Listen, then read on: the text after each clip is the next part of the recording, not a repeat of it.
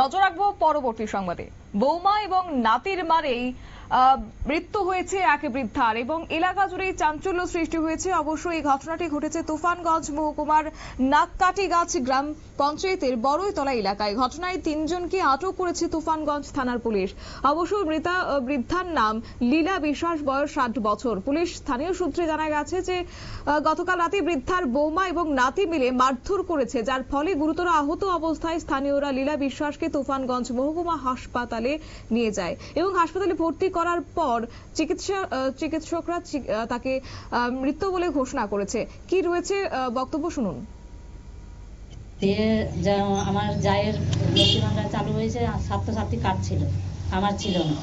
উনি তখন স্বাস্থ্যসাথী কার্ড দিয়ে আধার কার্ড জমা দিয়ে দেয়, দিয়ে রাধা রাজওয়া উনি পেয়ে যায়, লক্ষ্মী ভান্ডার পেয়ে যায়।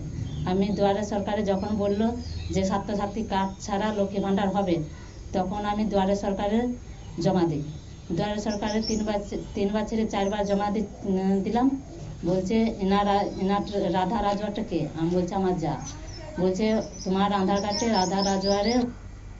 অবশ্য যে খবর পাওয়া গেছে, বৃদ্ধার মেয়ে পূর্ণিমা বসাকের অভিযোগ ছিল গতকাল রাতে তার ভাই বাড়িতে ছিল না। সেই সময় তার ভাইয়ের বউ এবং তার নাবালক ছেলে তাকে মারধর করেছে বৃদ্ধাকে। এরপরে স্থানীয়রা হাসপাতালে তাকে ভর্তি করেছে এবং পরবর্তীতে তিনি খবর পেয়ে হাসপাতালে এসে দেখতে পান যে তার মৃত্যু হয়েছে। ঘটনায় তিনি অভিযুক্তদের কঠোর শাস্তির দাবি জানিয়েছে।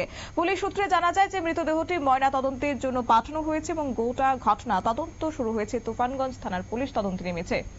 নিয়ে নিচ্ছে ছোট্ট একটি বিজ্ঞাপন বিরতির সঙ্গে থাকুন।